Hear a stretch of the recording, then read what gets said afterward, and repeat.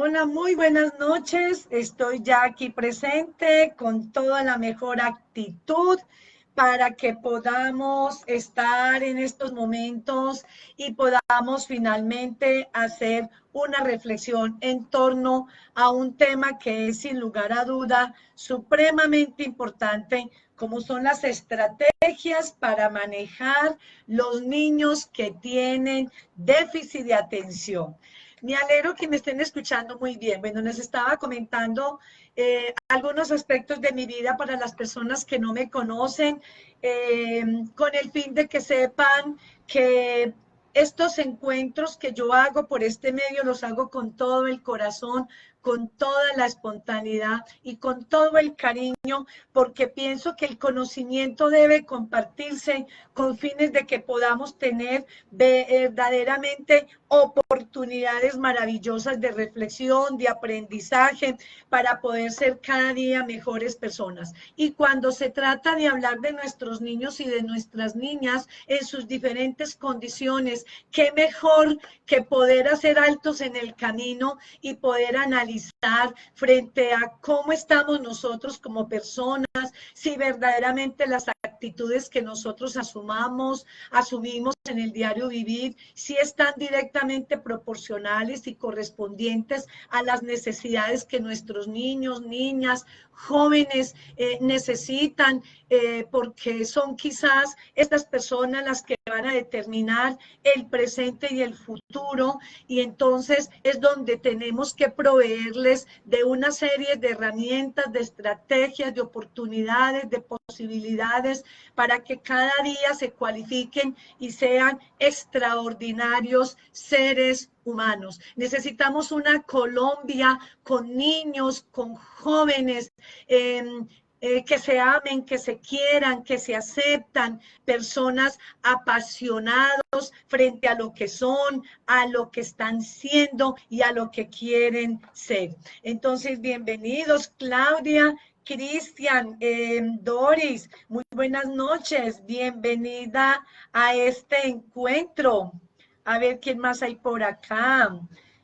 Claudia Urrea, bienvenida. Yuli Marcela, Celia, Luz Dari, Tere Guzmán desde México, muy bien. Doris, me dice que se escucha muy bien, muy bien. Lozano desde Bogotá. Daniel, muy buenas noches. Mónica, Luz Adriana Giraldo, Viviana Castañeda, Silvia, María Leida. Qué bien, qué rico estar con todos ustedes. Isabel, Liliana desde Pereira, Lorena, María Elena, Luz Elena, Daniela, en fin, qué maravilla, cosa que me encanta y la verdad es que me emociona el hecho de saber que no soy solamente yo una persona inquieta y preocupada frente a la salud mental de nuestros niños, niñas y jóvenes, sino que también en estos encuentros virtuales también podemos identificar que somos muchos y muchas las personas que queremos ser cada día mejores para poder llegar sustancialmente al mundo de nuestros bellos niños, niñas y de nuestros queridos adolescentes que tanto necesitan de nosotros, de personas que los podamos comprender, entender, tolerar, aceptar, reconocer en su condición individual. Bueno, en el tema de hoy quiero referirles de manera muy puntual, muchas de las inquietudes y preocupaciones que muchos papás, no solamente en mi consulta, sino a través de este medio, me han estado averiguando, preguntando qué hacer con un niño cuando tiene conductas agresivas y que la verdad es que han agotado supuestamente todas las estrategias, todas las formas, todos los medios para poder mejorar y encuentran que sustancialmente no es posible que él o ella logren mejorar lo que tienen que mejorar. Entonces, si nos ponemos a mirar desde la perspectiva de lo que es la conducta agresiva, indiscutiblemente podemos decir que es quizás una de las grandes preocupaciones que en el día de hoy tienen los papás y las mamás, la agresividad en algunos de sus niños, y fuera de eso, otra conducta que también preocupa sustancialmente es la desobediencia. Y fuera de eso, también la preocupación que les acecha es cómo abordarlos de manera tal que puedan llegar al mundo de ellos sin terminar agrediéndolos, maltratándolos, o también en su defecto sin terminar de sobreprotegerlos, porque muchas veces por temor a que mi hijo se descompense mucho más, entonces termino asumiendo conductas de sobreprotección donde me da miedo que se me frustre y que se le incremente más la conducta disruptiva. Pero en cambio en otros papás o mamás, en medio de su angustia y de su preocupación, sin darse en cuenta, asumen conductas supremamente arbitrarias, donde lo que hacemos es contribuir mayormente a que esa conducta que ya ha estado presente, producto quizás de una frustración, de una sumatoria de experiencias negativas que han menoscabado sustancialmente su autoestima, y consigo afectada también sus habilidades sociales. El hecho de papá y mamá experimentar una preocupación a ese nivel, entonces muchas veces se asumen conductas poco propias, poco adecuadas, que contribuyan a la regulación de esa conducta desadaptada. Voy a particularizarles muy bien y hacerles una gran diferencia, porque, a ver, cuando los niños dentro de su etapa evolutiva, dentro del proceso de exploración, de reconocimiento y de evolución, es muy normal que en los primeros años de vida, llámese 2 años, 3, 4, aún 5 añitos, algunos de ellos manifiesten conductas de agresividad, y es ahí donde el papá o la mamá juega un papel sustancialmente importante en la manera de cómo implementa la norma, cómo le hablas, cómo le controlas los límites, cómo lo estimulas, cómo le enrutas, cómo le canalizas esa conducta, porque ellos están dentro de un proceso de exploración y de confrontación, en donde las experiencias de su cotidianidad, más que todo provenientes del adulto y más en la figura de papá y de mamá, para ellos resulta ser absolutamente importantes en la manera como él o ella se comporte y cómo él o ella lo trate y le direccione esa conducta de tipo impulsiva, que es normal en esas edades gracias al principio hedonista, porque todos tenemos nuestro hedonismo, que es el principio del placer, frente al cual regimos todas nuestras acciones. Entonces, en esas primeras etapas de vida puede ser normal algún momento de conducta reactiva que lo lleve a experimentar conductas explosivas, reactivas y de agresividad. Hasta ahí puede considerarse como algo muy normal. ¿Cuándo deja de ser normal para ya empezarnos a preocupar? Cuando estas conductas empiezan a develarse de una manera frecuente y con más, no solamente con frecuencia, sino con una gran intensidad. Y fuera de eso, la tipología de manifestaciones que el niño o la niña empieza a asumir a través de la agresividad. En esta etapa preescolar es muy común que ellos manejen ciertas rabietas y ciertos berrinches, porque hay un componente de tipo impulsivo donde quieren que todo se les suministre y se les cumpla con los caprichos que tienen en ese momento, porque son niños y niñas muy inmediáticos. Entonces el componente de su impulsividad se devela allí. Yo estoy hablando de estas características propias de cualquier niño, bajo cualquier condición, bajo cualquier circunstancialidad, en estas primeras etapas de la vida. Pero sí quiero aclararles muy bien la diferencia grande que hay entre el niño en esta primera fase de evolutiva, donde impera la impulsividad, la rabieta, porque es caprichoso, porque quiere que se le supla de manera inmediata su capricho, su deseo, que dependiendo de cómo tu papá o mamá controles los límites y le establezcan las normas, y dependiendo cómo tú le hables, pues el niño va a ser capaz de poder frenar su comportamiento e irlo regulando de manera adecuada. Esto en términos de un niño que está en unas condiciones completamente naturales, donde no devela ningún tipo de alteración o de trastorno. Pero es diferente cuando tenemos un niño o una niña que ya está diagnosticado con un trastorno por déficit de atención. Generalmente cuando los niños tienen un TDAH, pero el subtipo es inatento, generalmente en estos niños y en estas niñas no se devela tanto ni la impulsividad ni la agresividad. Pero ¿en dónde es más evidente? En los niños que tienen este diagnóstico, pero tienen un subtipo de tipo combinado.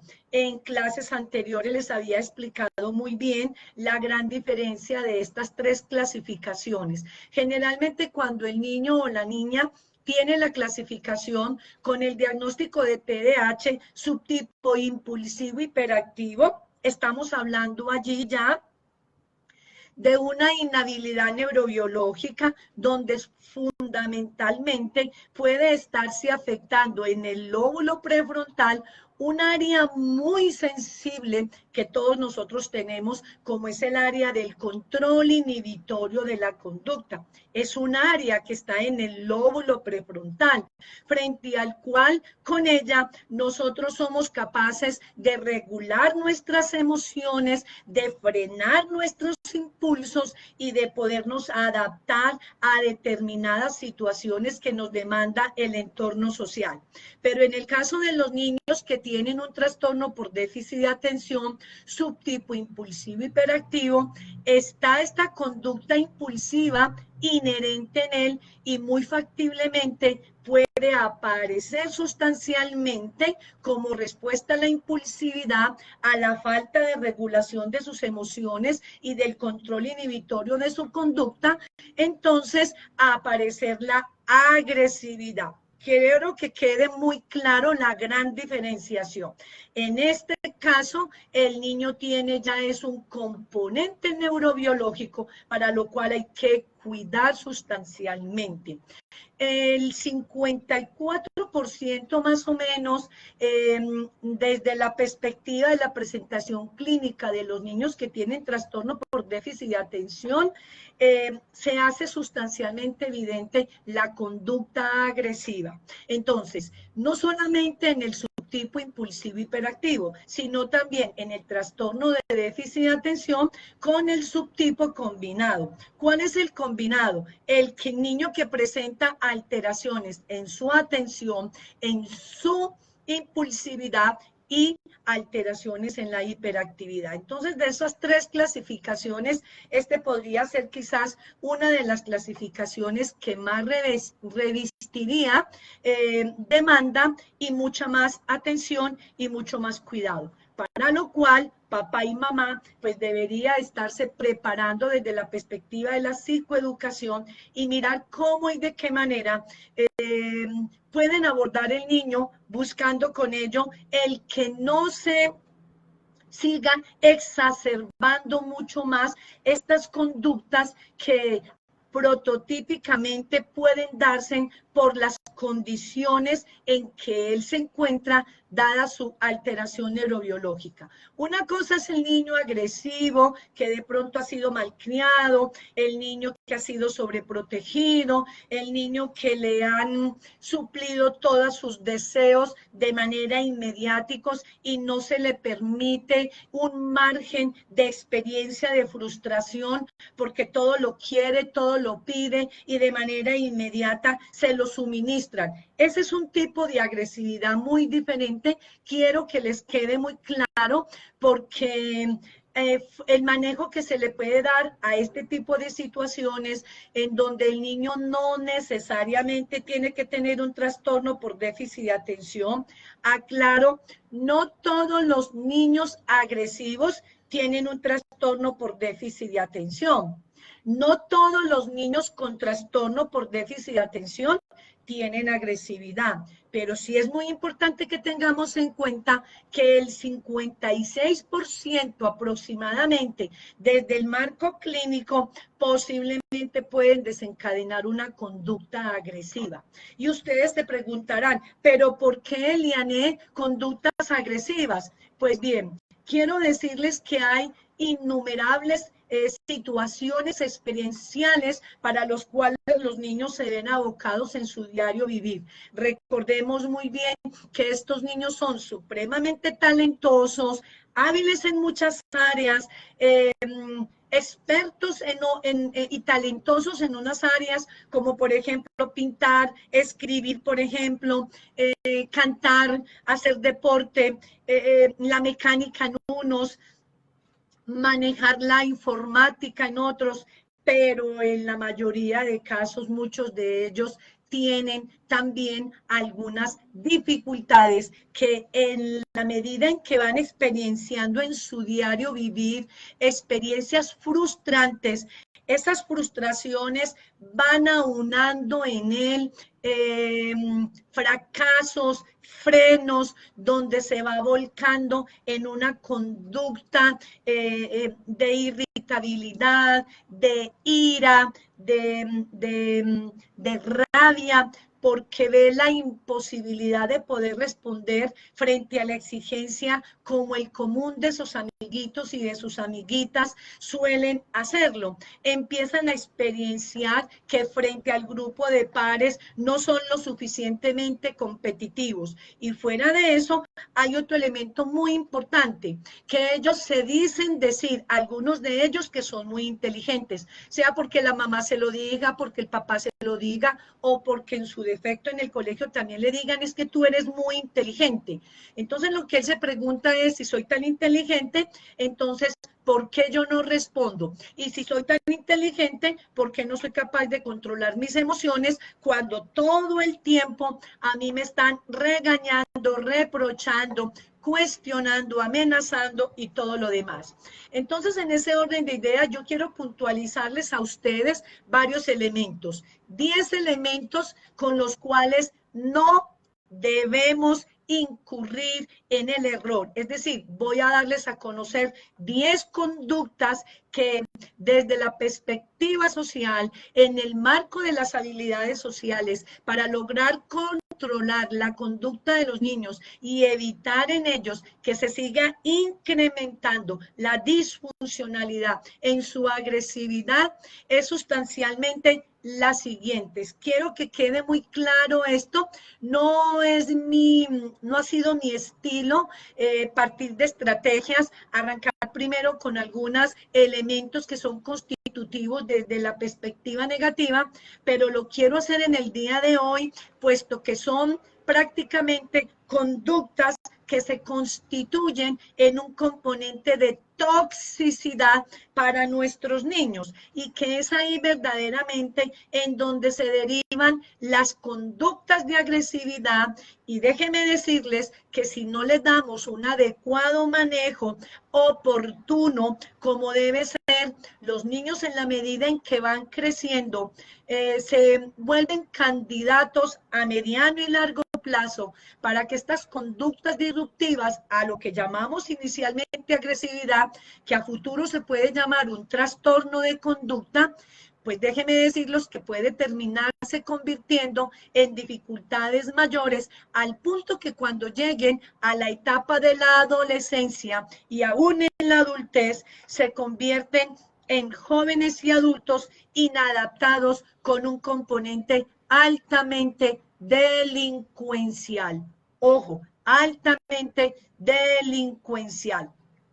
Entonces quiero referirles cuáles son las 10, pueden haber muchas más, pero hoy quise traerles 10 conductas o 10 acciones que a mi modo de ver dentro de la perspectiva terapéutica terminan siendo comportamientos tóxicos que exacerban la conducta del niño a nivel de la agresividad y los puede llevar a experimentar situaciones de mayor complejidad en donde llega un punto que se vuelve casi incontrolable. Uno de ellos es que papá y mamá le muestre al niño o la niña unas altas expectativas porque frente a las posibilidades que él tiene. Está bien que el niño sea inteligente, que la niña sea espontánea, tenga un excelente lenguaje expresivo, sea perspicaz, sea bueno en el área de las matemáticas, pero no olvides, papá, mamá, no olvides que tienen ciertas limitaciones, ciertas dificultades, más que todo en esa área del componente del control inhibitorio de la conducta, que es donde se pone a prueba su diario vivir y donde se les dificulta muchísimo regular sus emociones y controlar sus rabietas y sus impulsos. Entonces, si se ven abocados a una serie de situaciones experienciales en su cotidianidad, para lo cual no está en su facultad controlar o regular,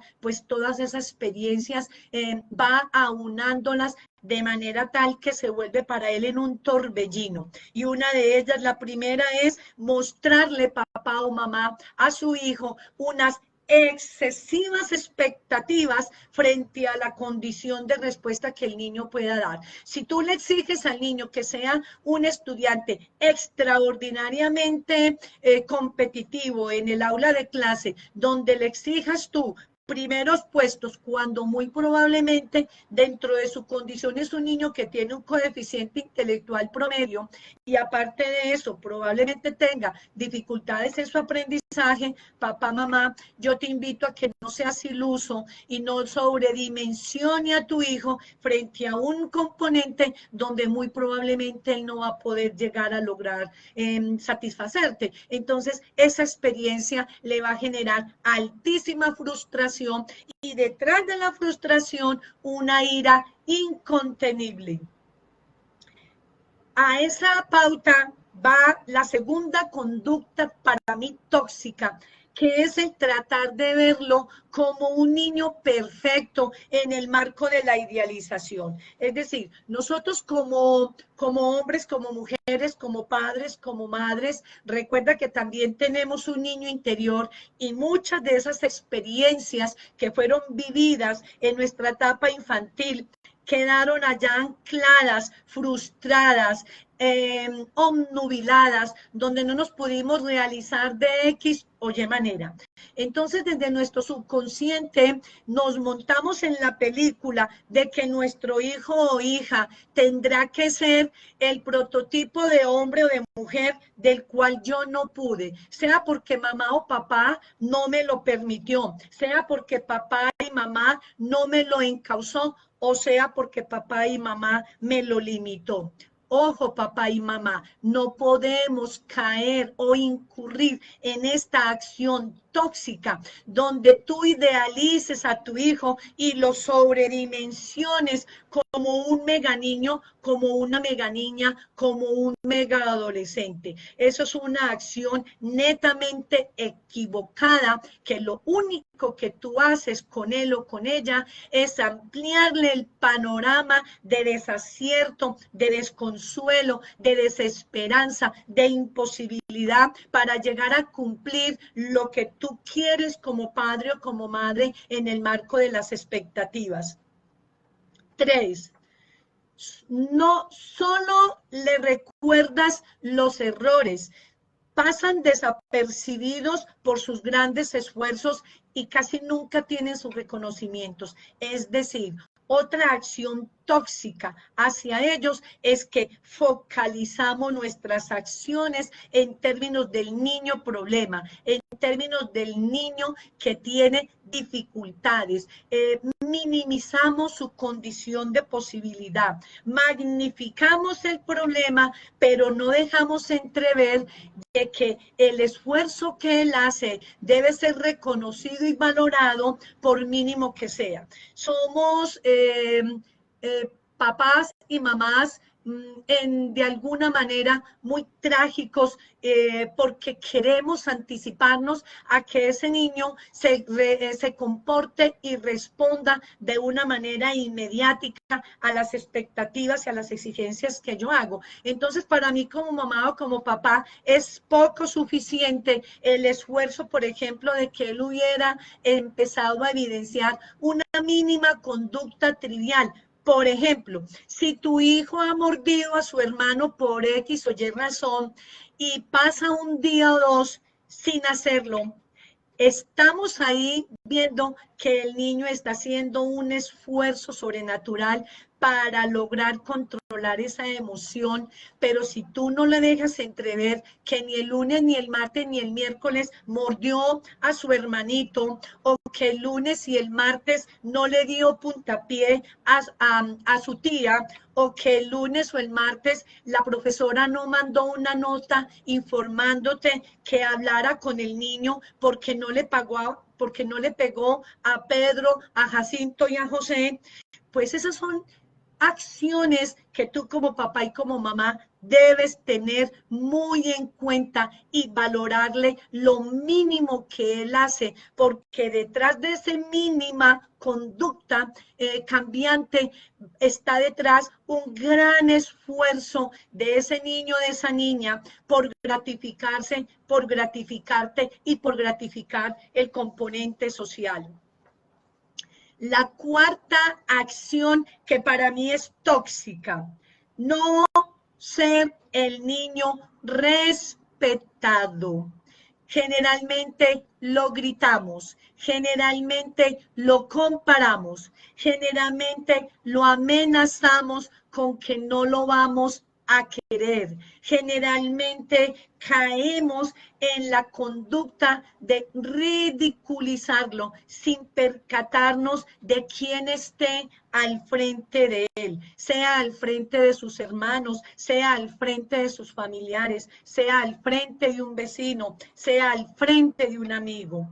Conductas tóxicas que enferman el alma y la autoestima de nuestro niño o niña con TDAH y aún de nuestro adolescente es que no lo respetemos, permanentemente le gritemos, permanentemente lo amenacemos. Y la amenaza más grave de todo es que tú lo amenaces con que no lo vas a seguir queriendo, o en su defecto, como me cuentan varios en la consulta, es que mi mamá me dijo que si yo sigo peleando con Felipe en el colegio, me va a entregar a la policía. Es que mi mamá me dijo que si sigo trayendo malas notas donde refieran que yo le pellizqué a Juliana, me va a llevar a bienestar familiar. Ojo, papá y mamá, ese tipo de mecanismos estratégicos para regular en tu hijo una conducta exacerbada, disfuncional, desadaptativa,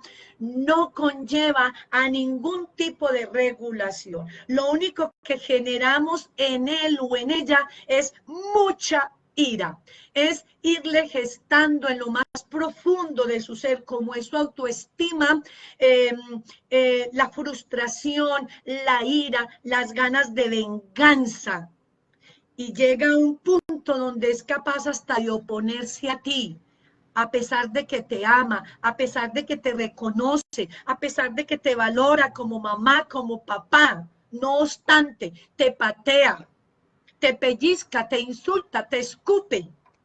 Y no es porque no te ame, no es porque no te quiera, es sencillamente porque la respuesta que él está haciendo frente a tu conducta tóxica es de irrespeto. Entonces, papá y mamá, si tú lo irrespetas, si tú lo confrontas, agresivamente, si tú lo comparas con su hermano, si tú lo amenazas con que lo vas a regalar, que eso no se debe hacer, no esperes de tu hijo que sea un hijo respetuoso contigo y menos con la autoridad tuya.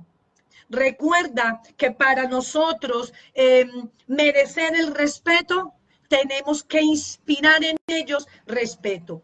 Y no hay argumento valedero, así sea una conducta completamente disruptiva, el que tú como papá o como mamá o como adulto lo maltrates, lo agredas verbalmente, lo maltrates psicológicamente, lo agredas psicológicamente y lo pongas en una condición de minimidad. Ojo con eso. Sobrecastigarlo. Quinta conducta, sobrecastigar al punto de aprender el niño, la niña, aún el adolescente, a vivir en una condición frente al cual él siente que eso fue lo que a él o a ella le tocó vivir. Cuando tú lo sobrecastigas, sencillamente el niño, la niña declara que ese es el estilo de vida para lo cual le tocó vivir. Entonces ahí explica el hecho de por qué tantos papás y mamás en la consulta me preguntan, doctora, ¿qué hacer con Andrés? Porque ya no le vale ningún castigo. En este momento está supremamente rebelde, desobediente, ha destrozado los cuadernos, se me ha escapado de la casa y le pregunto yo, mamá, ¿qué edad tiene tu hijo? Y me dice, no, doctora, es que apenas tiene 11 años, es todavía un niño. ¿Qué has hecho con él? Lo he hecho de todo, he agotado de todo, lo he amenazado con que se lo voy a mandar al papá, lo he amenazado con que se lo voy a mandar donde la abuela, lo he amenazado con que se lo voy a mandar a bienestar familiar, lo he amenazado con que voy a llamar a la policía para que lo coja. Fuera de eso, le he quitado el televisor, le he quitado el PlayStation, le quité la ida a jugada de fútbol, le quité la jugada con los amiguitos, no tiene más ida a piscina. Y entonces yo le digo a la mamá y al papá, bueno, y entonces prácticamente lo amarraste. Entonces, si en esa amarrada que tú le hiciste, si lo dejas respirar para que por lo menos respire. Si le dejaste esta parte aquí desnuda para que por lo menos respire, papá. Es que veo, mamá, que lo estás asfixiando. Está sobrecastigado. Entonces, un niño cuando está sobrecastigado, perdóneme la expresión paisa, se vuelve un niño, ojo con el término, que el portaculismo es su lenguaje social. El niño que no le importa nada porque ya está curtido de experienciar situaciones donde solamente lee, respira y come dolor, frustración y fracaso.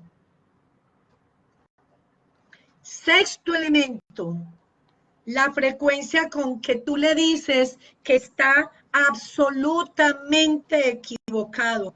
Ojo, papá y mamá, no hay cosa más dolorosa en la vida de uno como ser humano. Y si tú te pones en los zapatos del niño y si tú mismo te revisas como hombre que eres adulto, como mujer que eres adulta, te darás cuenta que si tu jefe, si tu pareja, aún tu hijo, todo el tiempo te dice que tú estás completamente equivocado, yo quisiera saber cuál podría ser la respuesta tuya en este momento. ¿Qué sentiría tu autoestima? ¿Qué sentiría tu ego? ¿Qué sentiría tu amor propio? ¿Qué sentiría tu ser? Cuando todas las personas que giran a tu alrededor, tu jefe, tus compañeros, tus amigos, tu pareja, tus amigos, tus familiares y aún tu hijo, pone en cuestionamiento que todo lo que tú dices, haces, piensas, sientes, es una equivocación.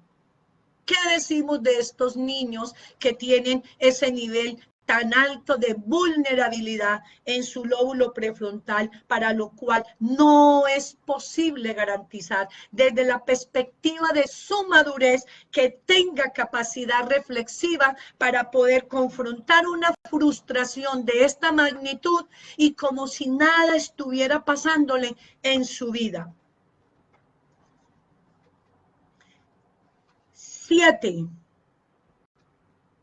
Cuando tu papá, tu mamá, lo pones en un nivel de competencia con sus hermanos, cuando tú los pones a competir, y aparte de eso, cuando tu papá, cuando tu mamá lo compara, no solamente lo pones en una condición de competencia, sino que también los comparas. No necesitamos, papá y mamá, Caínes y Abeles en esta sociedad, en el pleno siglo en el que estamos viviendo.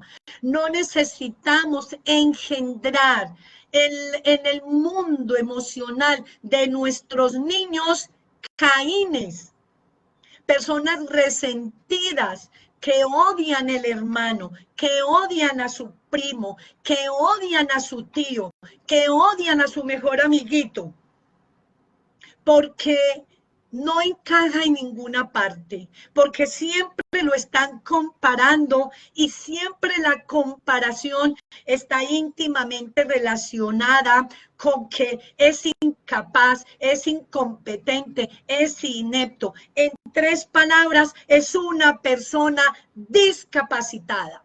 Y no hay cosa más dolorosa en la vida de un ser humano que a uno lo manejen como un ser discapacitado.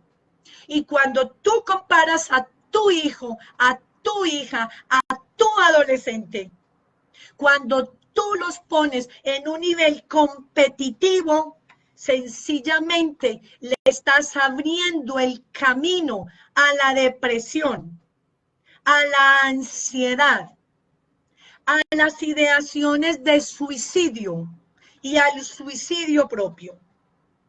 Sin tu papá y sin tu mamá quererlo. Porque sé que en el fondo de tu corazón, lo único que tú sientes por ese hijo es un gran amor. Pero cuida tu actitud, cuida tu forma de reaccionar, cuida tu manera de proceder. Ese cuento paisa, barato para mí en este momento, que es que yo trato de manejar a mi hijo como me trataron hace 40 o 50 años, déjeme decirte, papá y mamá, que es absolutamente obsoleto. Porque nuestras estructuras cerebrales son absolutamente diferentes a las estructuras que ellos tienen en este momento. Tenemos niños millennium, niños con unas estructuras neuronales mucho más especificadas, mucho más avanzadas, más arraigadas de dopamina, serotonina, noradrenalina, norepinefrina, porque se han privilegiado de venir a un mundo lleno donde está la robótica, la cibernética, donde los avances científicos, donde la internet, todo eso los aventaja en un panorama de amplísimo conocimiento. A un clic de un celular, ellos encuentran cualquier tipo de respuesta en el marco del conocimiento, pero a un clic del internet no encuentra la plataforma, el camino, esa tierra abonada que solamente tú, mamá, tú, papá, se la puedes dar en el hogar. Y son los principios, los valores, los límites, la manera como tú manejas las normas, la manera como tú le hablas, la manera como tú lo enrutas, la manera como tú lo estimulas, la manera como tú lo valoras, cómo lo reconoces, cómo lo haces sentir un ser especial. 8.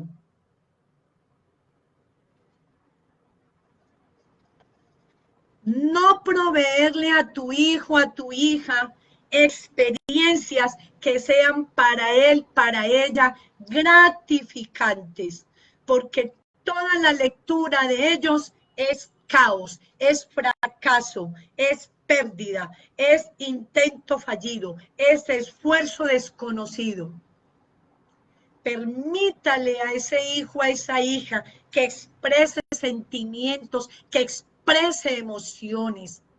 Y si por alguna situación en medio de su ira, de su rabia, de su agresividad, él se bloquea y se niega a hablarte, porque generalmente ponen un escudo protector, así no sea el más saludable, en donde el mutismo se convierte para él o para ella en su mejor amigo, en donde se silencian y el contacto comunicacional, afectivo, lo hacen a través del internet, donde inescrupulosamente allí podrá verse abocado a innumerables riesgos: cibersexo, manipulación, engaños, abusos sexuales, una infinidad de cosas para los cuales se pueden enfrentar ellos como riesgo si tu papá, si tu mamá no abres en tu seno de hogar los canales de comunicación. Siéntate con él, con ella. Aproveche un momento de almuerzo, un momento de comida, un sábado, un domingo. Parta de tus experiencias. Hágale ver, papá y mamá, que tú no eres un plus ultra hombre, ni eres un plus ultra mujer. Hágale ver que tú también fuiste niño, que tú también fuiste niña. Hágale ver que tú también te equivocas. Hágale ver que tú también fuiste agresivo.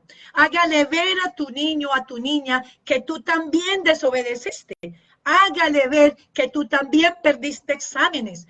Hágale ver que tú también tuviste en algún momento fracasos.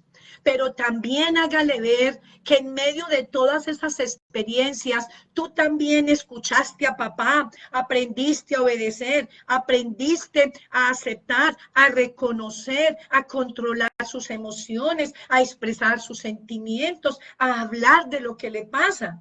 Y de esa manera tú también aprendiste a hacer y llegaste en el nivel en el que tú estás. Ese hombre, esa mujer, esa mamá, ese papá para el cual tu hijo lo tiene como referente de vida en el marco de la imitación, de la admiración, de la inspiración. Provea espacios de comunicación. El silenciamiento, ustedes no se imaginan lo grave que es para un niño.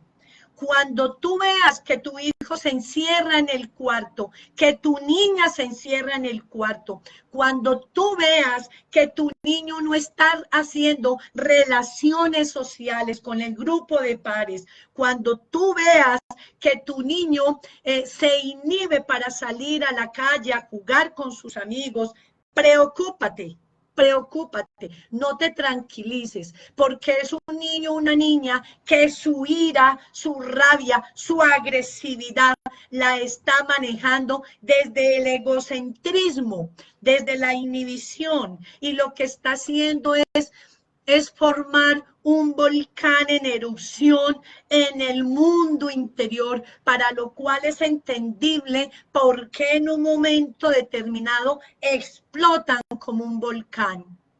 Y para ti, papá, y para ti, mamá, es que es un muchachito grosero, desobediente, desagradecido. No sabríamos decir si es desagradecido. Recuerda que estamos hablando con el componente del TDAH, y eso que esto aplica tanto para los que tienen TDAH como para los que no tienen ninguna condición que lo limite, que lo frene, que lo ponga en una situación de cuidado y de mayor riesgo. 9. Cuando ya lo hablé ahorita, la falta de diálogo con él, no hacerlo partícipe de actividades donde él pueda opinar, expresar, proponer. ¿Qué tal cuando dice, bueno, nos fuimos el domingo? ¿Para dónde, pa? tengo muchas ganas de irme a pescar y resulta que el niño no le gusta pescar. Primero, porque tiene torpeza motriz. Segundo, porque las 4 o 5 veces que ha ido a pescar, nunca pesca nada. Cuarto, porque no es una actividad que a él le genere mayor disfrute. 5, porque papá está pensando egoístamente. Las 5 o 7 veces que salen en familia, siempre es ir a pescar, pero nunca tuvo en cuenta, por ejemplo, los deseos del niño, de la niña, sus intereses, sus habilidades. Está bien, papá, que lo invites dentro de tus habilidades y lo lleves a pescar, eso está perfectamente bien. Que durante la primera pesca, segunda y tercera no pescó un pescadito, listo. Él tendrá que aprender también a manejar sus frustraciones, porque esto también forma parte de su inteligencia emocional y de su madurez emocional, porque la vida le va a exigir innumerables experiencias donde sí o sí tendrá que aprender a manejar la frustración. Eso es una cosa. Pero la otra es que cuando ustedes tengan salidas familiares, involúcrense desde la perspectiva del consenso y pídale al niño, a la niña, al adolescente su opinión. ¿Qué propones? ¿Cuál podría ser la salida nuestra para este fin de semana? Ah, Pablito, me encanta, sé que a ti te encanta mucho montar a caballos. ¿Qué tal, familia, si programamos la ida el próximo sábado, por ejemplo, a que Pedrito pueda ir a montar en su caballo? Y irle dando a cada uno de los hijos la oportunidad para que puedan tener experiencias gratificantes, donde por un momento determinado el niño con TDAH deje a un lado que su vida solamente está enmarcada en un panorama de desolación, de caos, de fracaso, de problema, de conflicto, de censura. Y el 10 que creo que ya también lo expresé, permítale que el niño hable, permítale que la niña exprese lo bueno, lo malo y lo... Pero si nosotros dentro de nuestra condición de papás empezamos a escucharlo, pero de una de entrada lo bloqueas, lo criticas, lo maltratas, le bloqueas la espontaneidad de su expresión, yo te pregunto, papá y mamá, ¿con qué ganas va a volver él a hablarte? Cuando tú le digas, hijo, ¿cómo te fue en el estudio? Y resulta que por estarle pillando una respuesta al amiguito se lo anularon y fuera eso tenía la materia perdida. ¿Con qué moral y con qué dignidad tu hijo le va a decir, papá, tengo para contarte que fui un tonto? Eso lo hace un niño que tiene una gran empatía, una gran confianza con papá y mamá. Mamá y papá, les voy a comentar un impasse que tuve hoy. Madre, se me fueron las luces porque por mirarle una pregunta o por darle la pregunta o ayudarle a un compañerito a un examen, me lo anularon. Eso lo hace un niño, una niña, un adolescente que tiene confianza en ti, que siente los canales de comunicación, que no ve a un papá o una mamá como un rival, como un juez que censura y condena. Eso lo hace un niño con TDAH o sin TDAH que aprende a ver en su padre, en su madre, un amigo, un confidente, un mediador, un ser que inspira, un ser que enruta, un ser que aconseja, un ser que media, un ser que comprende, un ser que ama, un ser que ayuda a que él o ella entienda desde el error en el marco de la reflexividad para que esos errores no los vuelva a cometer. Bueno, esto sería todo por hoy. Hoy lo quise hacer desde lo negativo, no desde lo positivo. No sé si hayan algunas preguntas. Antes de terminar, nos faltan aproximadamente 9 minutos para culminar este maravilloso momento. Quiero invitarlos. Este tema y muchos más. Seguiré acompañándolos en estos pequeños espacios, pero quiero invitarles y recordarles que ahora el próximo 7 de marzo voy a llevar a cabo el primer seminario online. ¿Y saben por qué?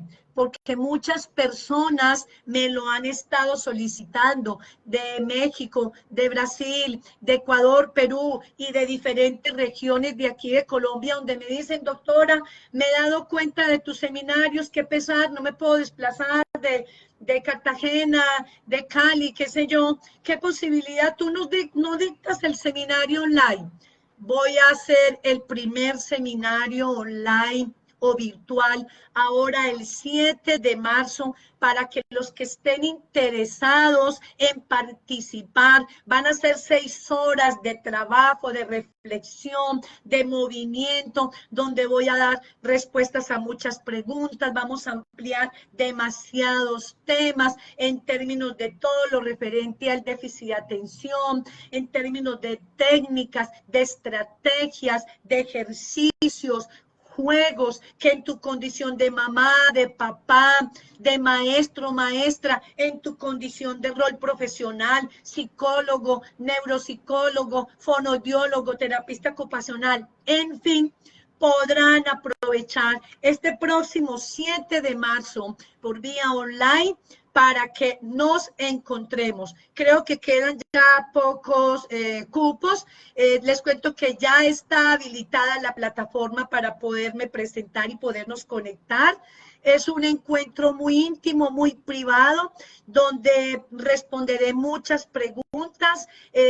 Van a haber grandes aprendizajes, una experiencia única y por primera vez aquí en Colombia y a nivel también de Latinoamérica. Y sé que quienes van a estar conmigo la van a pasar sustancialmente muy bien. Se les entregará material también por escrito, a los cuales se les hará llegar a los respectivos correos electrónicos, o sea que no, saldrán llenos de conocimiento, de reflexiones, pero también saldrán llenos de material didáctico y de apoyo que les puede servir para su diario vivir. No sé si hayan por ahí unas 3 o 4 preguntitas para responder. Los que estén interesados todavía en inscribirse al curso, al seminario, pueden aquí por este mismo medio, me interesa, que inmediatamente nos pondremos en contacto contigo, pues para que puedas participar de este maravilloso evento que tengo la absoluta certeza que va a ser extraordinaria experiencia, donde no solamente también iré a aprender yo, sino que en conjunto todos aprenderemos. Aquí hay demasiados comentarios, wow, les cuento que el tiempo no nos va a alcanzar, pero por aquí, por ejemplo, Luz Eliana Palacio dice, buenas noches, doctora, soy Eliana desde Colombia. El otro día necesitaba hacerle una pregunta, tengo un niño de 8 años y desde el grado primero viene presentando algunos síntomas como distracción, falta de atención, dice muchas tonterías, cosas sin sentido, me dice que por tal motivo lo mejor es que lo mediquen. Quisiera saber si usted, ¿qué me aconseja? Porque es un niño que está hablando constantemente pendejadas. A ver, Eliana, no sé hasta qué punto sea la medicación. También tengo que decirles una cosa, queridos audientes. El seminario que voy a orientar tiene una metodología nuestra muy autóctona de ser crecer, como es la metodología EMPED, ENPEMED, una metodología extraordinaria donde tiene un enfoque de tipo multidimensional y allí se les va a explicar técnicas y estrategias para que podamos implementar en la vida de nuestros niños y niñas. Allí les ampliaré y les explicaré en qué consiste esa metodología que Ser Crecer maneja, como es la metodología EMPEMED. volviendo a la pregunta que nos hace Eliana, yo te recomiendo, antes que pensar en medicación, pensaría que es mejor que te mandes a hacer a la niño o la niña una muy buena valoración neuropsicológica en donde tú puedas identificar en primera instancia el diagnóstico que ella tiene. Hay que descartar primero un posible trastorno por déficit de atención. Ese cuento de que el niño diga bobadas puede tener muchas connotaciones. Uno puede estar presentando dificultades en los niveles de lenguaje comprensivo. Puede estar presentando algún componente de tipo emocional, para lo cual las bobadas que él habla puede ser sintomatología de un componente de ansiedad, o dos, una estrategia de manipulación inconsciente para llamar la atención tuya y de los familiares. O tres, puede estar presentando posiblemente una dificultad de aprendizaje. Sea lo que sea, no me atrevería a decir qué es lo más conveniente en medicación. Antes de llegar a la conclusión de una medicación, te recomendaría una valoración por neuropsicología, y una vez tengas muy bien determinado el diagnóstico, mirar la ruta de intervención con los respectivos profesionales. Que el medicamento sea la última opción. Nuestra metodología en PEMED, para los que van a asistir al seminario online, déjenme decirlos que todas las estrategias y técnicas que les voy a enseñar tienen un componente en donde los niños no requieren medicación. ¿De acuerdo? Vamos a contestar otras dos preguntitas por aquí. Cuando el niño tiene un coeficiente superior, ¿qué se puede hacer al respecto? Ay, Tere, cuando un niño tiene altas capacidades, primero tiene que ser valorado para corroborar en qué nivel de coeficiente intelectual está, y diagnosticarlo un niño con altas capacidades, un niño talentoso, un niño con brillantez o un niño con superdotes. Generalmente estos niños que tienen altas capacidades son niños que hay que mantenerlos mucho tiempo ocupados, entonces hay que mirar desde la perspectiva del colegio donde se encuentra, para que desde el marco de las adecuaciones curriculares en el programa de inclusión le hagan al niño un currículo que dé cuenta de las habilidades que él tiene, para que no se vaya quedando en un nivel del currículo en donde el promedio está de acuerdo a la determinación de los objetivos y los criterios para enseñar unas competencias cuando probablemente él las tenga por encima del promedio. Entonces, lo primero que tienes que hacer es una valoración para determinar en qué nivel de coeficiente está, llevar esos resultados al colegio, ponerlo en consideración para que hagan las adecuaciones y los ajustes pertinentes, porque así como se hace una adecuación curricular para un niño que tiene una necesidad educativa especial en el marco de alguna alteración, TDAH, problemas de aprendizaje, autismo, síndrome de Down, también hay adecuaciones curriculares para los niños de altas capacidades. Mi hija presenta presenta irritación cortical difusa frontal. Yo pensaría, Isabel, que la niña ya con un diagnóstico que tiene un componente de tipo neurobiológico, como es irritación cortical difusa frontal, el primer profesional que debe ser manejado para con la niña es un neuropediatra, y dependiendo de la condición, una evaluación neuropsicológica para poder saber cuáles son las áreas que tiene afectada a nivel cerebral, y cómo poderle trabajar la rehabilitación con fines de estimularle todas las áreas neurocognitivas. No se les olvide que nos vemos el 7 de marzo, donde viviremos por primera vez en Latinoamérica el seminario virtual Entrenamiento Neuropsicopedagógico para el manejo del TDAH. Y conoce el método más efectivo para el manejo del TDAH, como es el método EMPEMED. Y me despido de ustedes con un saludo fraterno y deseándole a todos una bendecida noche. Los aprecia de corazón esta suscrita servidora Elianet. Hasta la próxima oportunidad.